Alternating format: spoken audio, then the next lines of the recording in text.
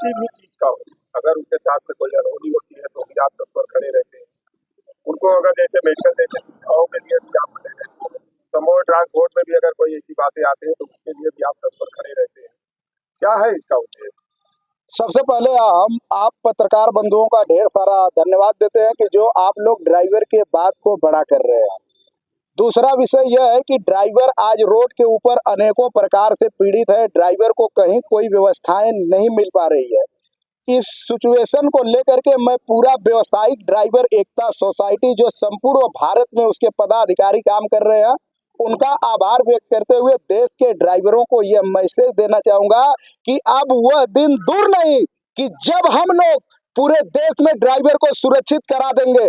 आज जो शासन में बैठ करके और प्रशासन को खुली छूट दे रखे हैं कि ड्राइवरों के साथ अनेकों प्रकार से अवैध तरीके से लूट घसुट हो रहा है, बहुत जल्द इस भ्रष्टाचार को हम लोग खत्म कर देंगे।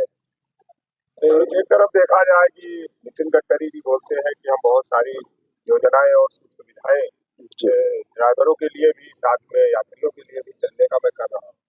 उसी समय में अगर देखा जाए तो ट्रक ड्राइवरों के ऊपर बहुत सारे अत्याचार होते रहते हैं, तो उनसे भी आप कोई संदेश देना चाहिए?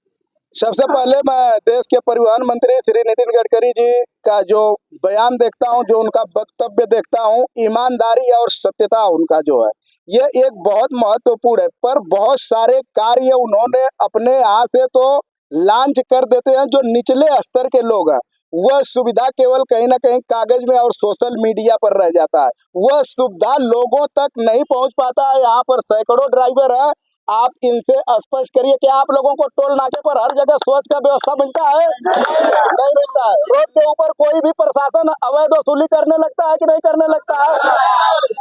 तो यह नितिन गडकरी जी के मैं उनके नहीं कहना चाहूंगा, उनके पर मैं ये शिकंजा नहीं कस रहा हूँ, लेकिन उनको इस पर बहुत जरूरी है संज्ञान लेना कि जो ड्राइवर के साथ अनेकों प्रकार से भ्रष्टाचार हो रहा है और वह तो अपने की यहाँ से योजना दे रहे हैं लेकिन ड्राइवरों तक नहीं पहुंच पा रहा है। यह बहुत दुर्भाग्यपूर्ण है।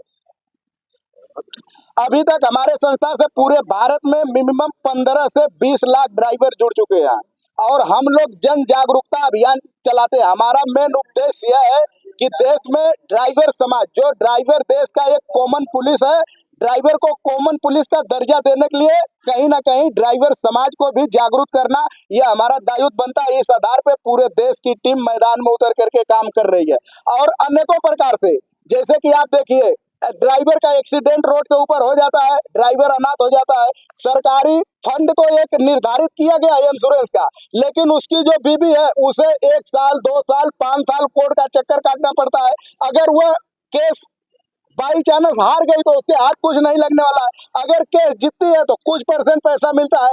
तो क्या भारत सरकार जब हमें ड्राइविंग यूनियन लाइसेंस बना करके देती है तो हमारा ऐसा व्यवस्था नहीं कर सकती है कि जो अगर ड्राइवर शहीद होता है रोड के ऊपर तो उसके परिवार को तुरंत 20 लाख रुपए का ऑन द स्पॉट 1 हफ्ते के अंदर चेक दिया जाए सरकारी विभाग से? और ऐसा सरकार नहीं कर रही है। छोटे छोटे बच्चे ड्राइवर के अनाथ हो जा रहे हैं।